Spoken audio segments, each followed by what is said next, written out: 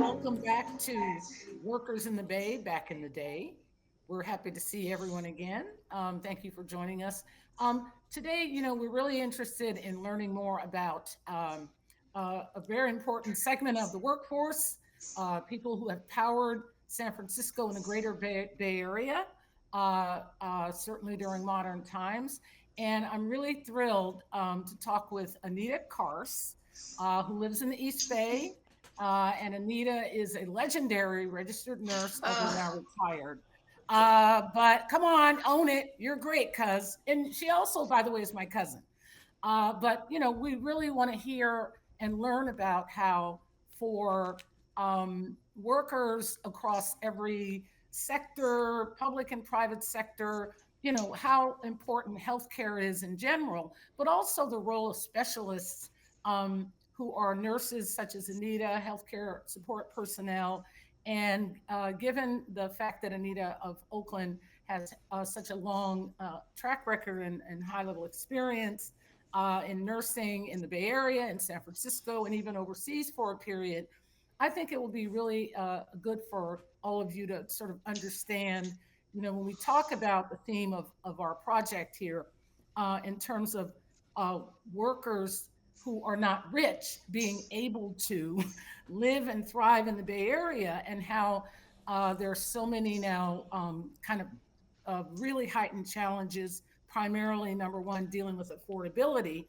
Um, a big thing that we need to really be watching in that respect is the overall health care of the workforce, including those who are actually healthcare workers. So, with that, I would like you to meet Anita, who's again my cousin, and really one of the smartest and kindest people I know, and really knowledgeable about healthcare and all these related aspects. So, Anita, you want to share a little bit about yourself, and the first question is going to be like years ago, when you were growing up in the Bay Area, how you landed on becoming a nurse. Like, what was your, you know, what was your thinking for why you chose that profession? well, I grew up in the 60s, and when I say in the 60s, I was in school. I was started school in the 50s, actually, but in the 60s, um, there was a greater investment in education, even though that investment was very uneven across the social spectrum. But Sure. nevertheless, I think then there was more, and particularly in California, Right. California, because I went to school in Ohio as well before coming here. So I noticed when I came here that, first of all, that the classroom was more diverse, but also that there appeared to be a little bit more money being invested. And so, and now this was also the time when the United States was, Sputnik, remember that had happened Right. with the Yeah. Russians. Yeah. And so there was a lot of pressure, a lot of push toward the sciences. Hmm. There was a lot of push toward, and certainly among African Americans, to get an education. There wasn't this skepticism about the value of education that has arisen now. Right. And certainly there was actually an opening up of information in history and so forth. And we're kind of living in the opposite time. We're living in the opposite time that was happening then.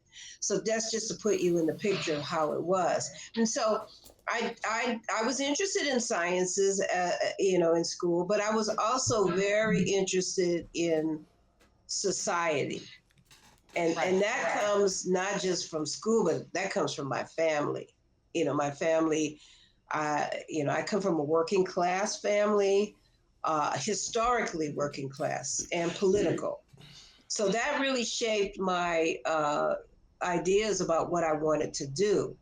And so it seemed like nursing combined those two things. Right. that combined the sciences and combined the social stuff. Because I actually did look at social work as well. Hmm.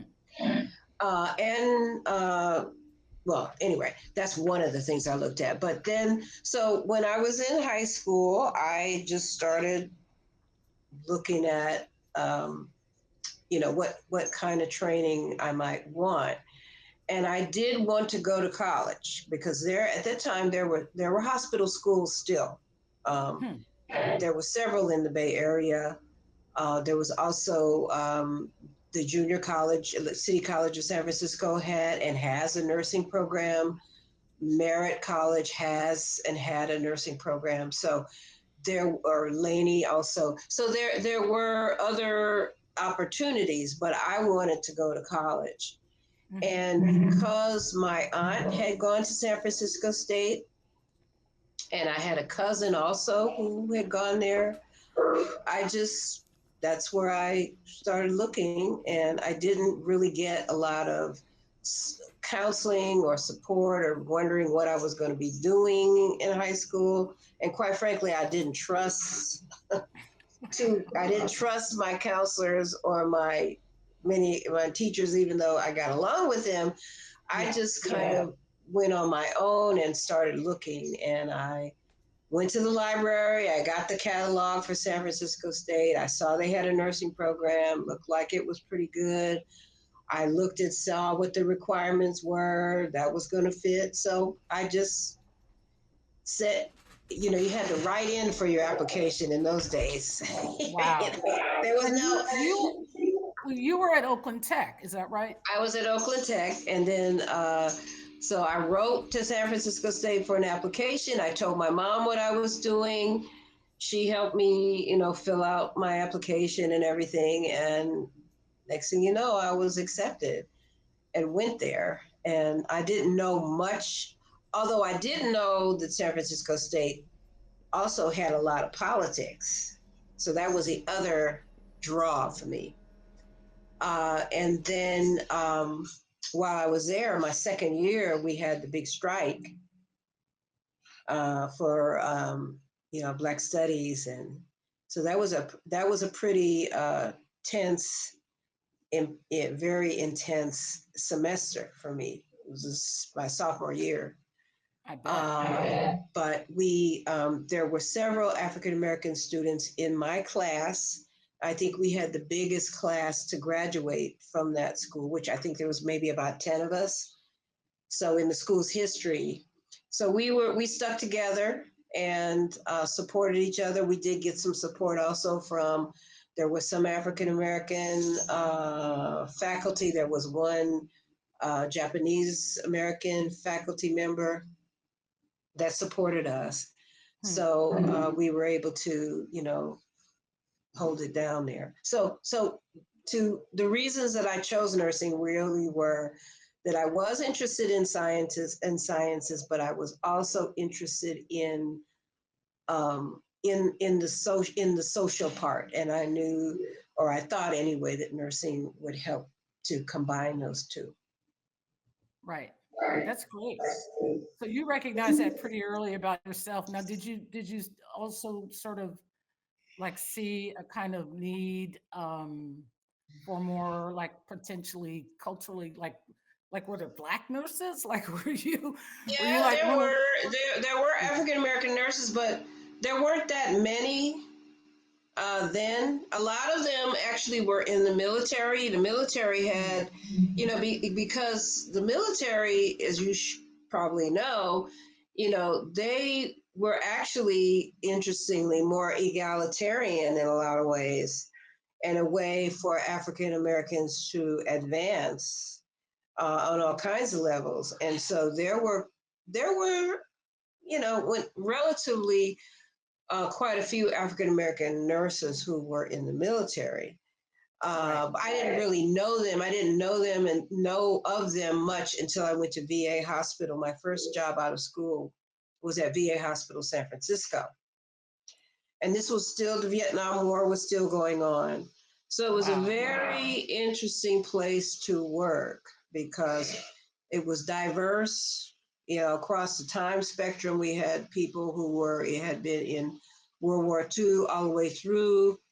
We did get Vietnam veterans from Letterman, as Letterman was an Army hospital in San Francisco at the Presidio that was still operating at the time, but we would take their overflow. So we Right. got young people who were injured in the war in our hospital, and also we Vietnam vets. And VA had a pretty wide array of services for all of them. So it was I had wanted to go to County Hospital to SF General, but they weren't taking new grads at the time. So I went to VA because it was a big teaching hospital. It had a lot of, I wanted to see a lot of things. I wanted to learn a lot. And so that was a good place for me to go. Wow. So so there you are. That's your first job right out of college at our shared alma mater, SF State. So Right. when you moving through your first period, right, in your first professional nursing job, like what was it like for you also to be, like a young professional? Like were you able to afford your own apartment and like, like what was happening uh, like across the city in the Bay Area, and how did that impact or not, the work that you were just getting started on? Okay. Well, San Francisco was a very different city at that time economically. And but San Francisco was always more expensive than Oakland. Hmm. It was more expensive than Oakland anyway. And actually, the cities were actually more different than they are now. Hmm. You know, and there were people over here who just didn't go to. I live in Oakland now.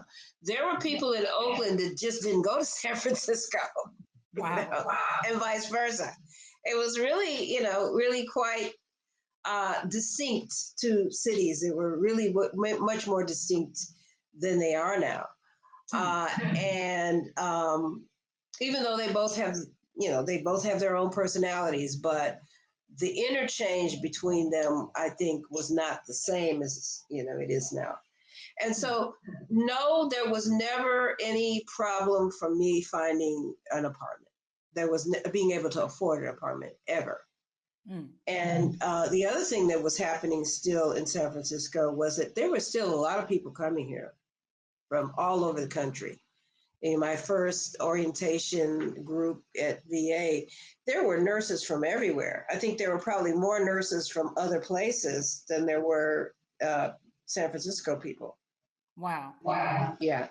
It was really, really kind of interesting and exciting. But there was no problem with not only me being able to afford an apartment, but I worked with a lot of other people who were uh, nurses' aides and LVNs and lab people. Most of them lived in San Francisco. Right. Right.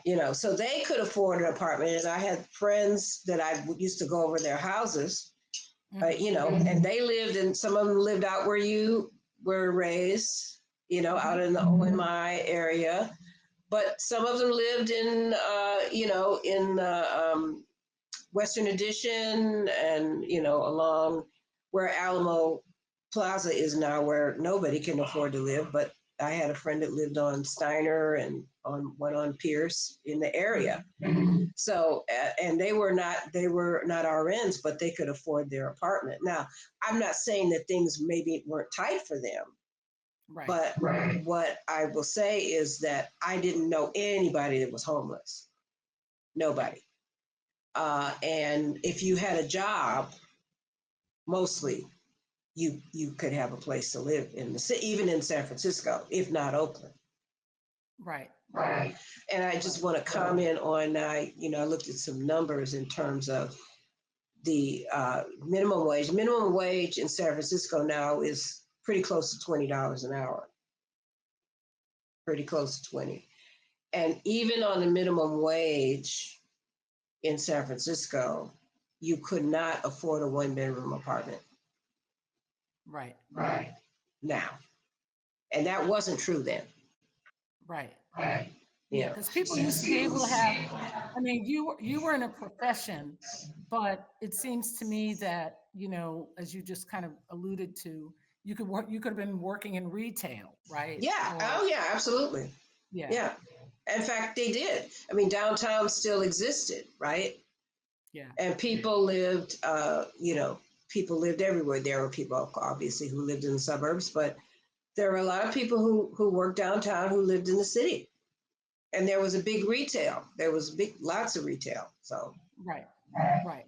So and so there wasn't, and obviously I was born there and grew up there, but it seems like it's so much more of the equilibrium of affordability has been really like just torn apart, and yeah, that like or I won't speak for you, but like when you were coming through during your first several years, you were a credentialed, right? You were doing right, public service. You were able to like, have a life outside of work, have an apartment and all this. right. So you didn't, I'm guessing you didn't think of yourself as like working class or feel Well, this that's kind of that's not true. I mean, okay. I always, and this has to do with my orientation growing up. Yep. Yeah, I had I had there were people in our family that had a lot of education. We had an auntie who had a doctorate in some kind of biological science. The cousin that went to state was a microbiologist, and who Right. also actually went to live also in Europe. And she is kind of the one that gave me the idea that I could probably do that, you know. Hmm. But at the same time, my orientation was if you're working for somebody, Hmm. if you're drawing a paycheck and you do not own a piece of the rock, you are working class. Okay. That was my orientation. So I did not, and I didn't see working class as a pejorative. Right. I still don't. So, and I don't think that the whole issue around class in this country is very kind of muddied because money plays such a huge role that there are other elements to that people miss. And I think that's one of the reasons that our organizing, our working class union memberships and stuff has dropped so precipitously because people didn't really understand the role that played in the development of the American middle class. Now we call it middle class, but it really is working class. You know. Right. Exactly. And that actually, that's a because my next question was going to be sort of to have you, share your thoughts and your own experiences on how so healthcare obviously is very important in any part of the country, in any country, right? So for someone like you who worked in that field for so long with such great success, um, what is so expensive in America? We know it's been a long battle. There's not universal health care. Like, you know, what are your thoughts about like how have you seen like for healthcare workers, not only are they able to afford to live in the area where they're working, but also the Bay Area population, like how are people being able to stay healthy if they really cannot, if they don't have health insurance, or now CalMed is about to get cut because of what's happened in DC under Trump. Like what are you thinking about in terms of the overall healthcare matrix, and for healthcare workers such as yourself, like, is it um I don't know. Is it a viable job? Is it worth it? Do you do you worry about? I mean, you've been retired for a while, but like what So if you're just asking, so there's a lot of things that you just mentioned. Yeah. Um, I think that nurses living in this area and working in this area, um, because mostly they're organized, Mm, their salaries are pretty competitive, and they can, although I think a lot of people commute and stuff now because of, lots of other things, but uh, I think salaries allow people to live here. But I think that the bigger picture that you're referring to is we can start right now just looking to what is happening now and kind of move back to compare. Like we never had, I worked in England for a few years and mhm. I've never been a flag waver. But I did often hear with great admiration from English clinicians reference to the CDC and the NIH.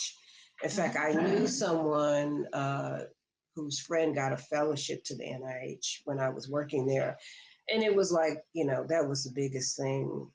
So the CDC and the NIH were the premier public health disease research, medicine, health research body in the world, and that is no longer. That's going. They are destroying that infrastructure as we speak. So when you have, and so now we have all the questions about COVID. Now, Right. I just want to say that full disclosure, I retired from Kaiser Health, the Kaiser Permanente in, I worked here in the East Bay. And so the last 11 years of my career, I worked for Kaiser. And in it is, and I am able to get all of my vaccines through them, Sure. and I don't have to pay for it. So I'm not doing an ad for them, but just to say that their focus a lot is on keeping you well. Mm, Because if you get sick, that's going to cost them a lot more money. So they are, in fact, I'm going to go this week and get my COVID and my flu vaccine. There are places in the country where people cannot get it, are not going to be able to get it. I don't want to really think about what the winter is going to look like. Not to mention that I was also a public health nurse at one time in the 70s. I worked for the city of Berkeley. And we had programs at that time where if people couldn't afford well baby care, they could bring their babies to the clinic and get checkups and immunizations. So at that time, the immunization rates for children was high, right. and people didn't question whether or not. And I think that also people in living memory. I mean, I remember polio when I was a small child. I remember the March of Dimes, which was fundraising for polio. And also, I remember seeing children with Canadian crutches and leg braces Right. from polio. So I remember that, and I probably was one of the first early cohorts of the vaccine. So, but what happened in the country is that we stopped educating people as to that history and as to the importance. So it's just like with labor and how people forgot how the middle class happened with organizing. Right. People forgot how children didn't die in infancy. Right. And so we're about to find out. And I just, so that's not to do with salaries or anything. This has got to do with public policy Right. and how it changed, because wasn't great. It wasn't perfect. It was pretty good depending on where you live. But if you wanted to get vaccinations for your kids, you could, you know. If you wanted Right. to, if you wanted, when you travel, I mean, have traveled a lot, and I can go either, if you live in San Francisco, the health department has a travel department, and you can go and get your vaccines for wherever you're going. Wow. Yeah. I don't And so, know. yeah. So would you say that in the more recent years, there's been so much mis and disinformation, right? You were talking about vaccines. There are people now, Marin County has a group of Right, people where they don't want to vaccinate their kids. It's like right, this we yeah, have so much scientific advancement and expertise, and we right, used to until it started getting defunded. But right, the spread of mis and disinformation, it right, feels like for experts like you that are still in the field, I yeah. mean, I can't imagine the challenges, like So, how so would you, yeah, So let me just say one thing about that, because Marin County is a affluent. Mostly, there are poor people there, but mostly it's yeah, an affluent area. yeah, What also happened is this idea that what you do about your health is your personal choice, right? yeah, And so, because we have such poor public health information, education, it has to be ongoing, has to be right, folded into the public conversation. Because that hasn't happened, people have decided it's my choice, whether it's raw milk, whether it's no vaccines, whatever it is, people feel it's their personal choice, not understanding that communicable disease doesn't care about your choice. But that hasn't been, people haven't internalized that. It takes a long time for people to get to know that. The reason that people my age and older got to know that is that we actually saw it, right, you know. And so we had that. My generation sort of mostly has it. But the yeah, generation after me and onward, there's a question because it hasn't been, the education just really hasn't been robust enough. And right, then not only that, but this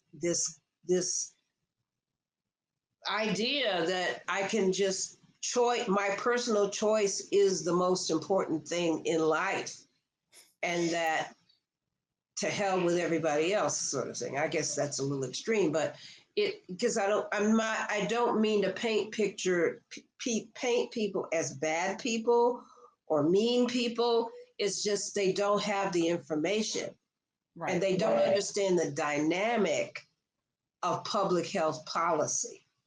Not only that, but then we have the increased financialization of healthcare. right. So we have now private equity moving in, and Mhm. they are buying doctors' medical practices. They are buying hospitals. Now, I'm very fortunate. I feel very fortunate to live in this area. So we have two powerhouse, world-class teaching hospital, in the University of California, San Francisco, and Stanford. Right, And they influence all that's around them. right, You know, people who live in, you know, the middle of the country, small towns, small hospitals, they're really going to suffer. right. Well, rural hospitals in Be- parts of rural California, they're yeah, going to lose funding, right? right, right, right. So it's really it's a very complex dynamic that has happened. Hmm. That it's the money part, and going hand in hand with that is lack of information, um, this And spread of disinformation, and right? disinformation. Oh yeah, disinformation and no leadership now. Right, We don't have any leadership. right. So I Wow. don't really know how we're going to turn it around. I every campaigns and stuff, I do phone banking. Talking to people across the country. Yep. People, have been worried about the price of, basic stuff. What I see is somehow really not connecting how people vote with what those things are, you know. Right. Yeah. And I don't know. I'm not a messaging person, so I don't really know how. But that's what's going to have to happen, is people who really understand the messaging and how to educate people, and how to mainstream it in a way that is accessible, so that people really understand what it is that is needed. Right. And Because what's at right stake. now, So the go ahead. yeah.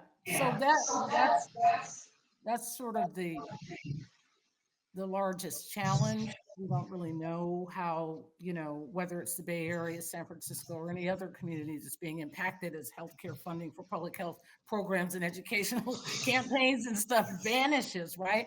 So before we close, I'm just wondering what, like, if you now were able to talk to either yourself back when you started or a cohort, like if you are now talking to a young person who's interested in entering the healthcare field here in the either the city or the East Bay or the Bay Area, like what would be your your your talk with them? So we need people. People, healthcare healthcare is still a growth area, and Hmm. it's one of the few areas that is a growth area. I think the employment, the information that we're able to get shows that. Hmm. There's a lot of places, depending on it. So I would say if you're, yeah, even middle school, start maybe looking and thinking, and doing your research. There's a lot of places in the Bay Area to train. I personally would say stay away from for-profit schools. There Right. are a lot of them around, and, I would say look into, the state CSUs, uh, junior colleges, Hmm. um, um, let's see, where else? Yeah, so look into that. I Hmm. would say no, whatever you decide to do, none of the training is easy. I tell people, I have had people tell me they were going to go to nursing school. I just tell them clear your calendar, because you're going to be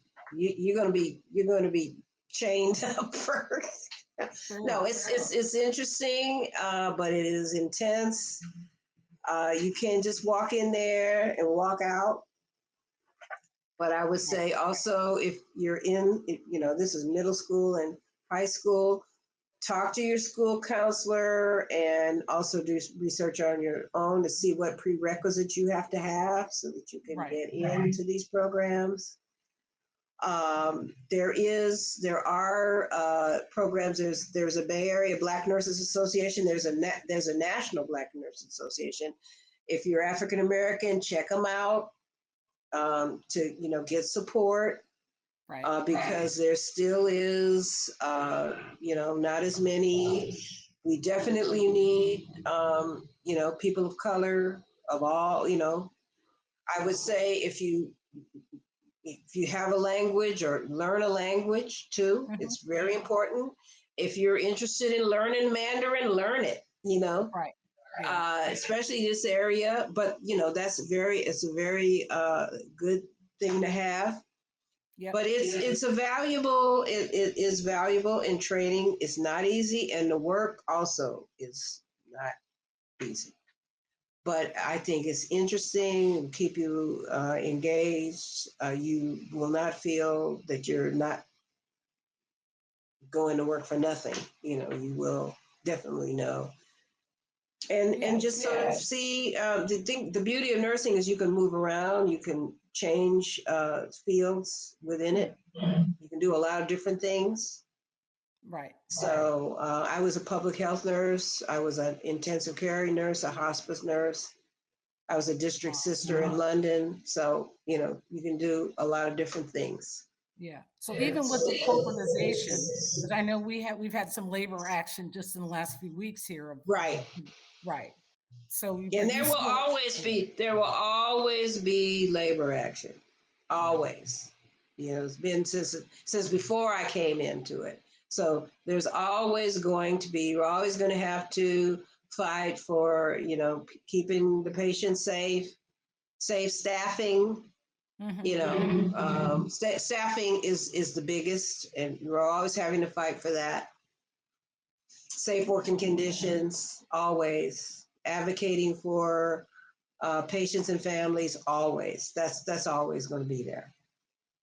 Great. Well, we really appreciate hearing your insights on this. We have to close now, but thank you for talking with us at Workers in the Bay back in the day. We got a really good overview of the importance of healthcare in general, but also the perspective of healthcare workers who are vital to a healthy economy at any time, but especially now. So please like and subscribe to Workers in the Bay back in the day, where you'll hear important insights about the way the Bay Area used to be for people that are working class and who contributed to the great success of the San Francisco Bay Area and who deserve, to be lauded and celebrated as much as any of the billionaires running around out there. So thank you, Anita. And we will see you out on these internet streets and in the streets of the Bay Area. And thanks to my co-producer, Lloyd. Please like and subscribe to Workers in the Day back in the Bay. See you next time. I have one more thing. Okay. Yes. Register to vote and vote. Yes. Register to vote and vote in your best interests, not the interests of the rich people.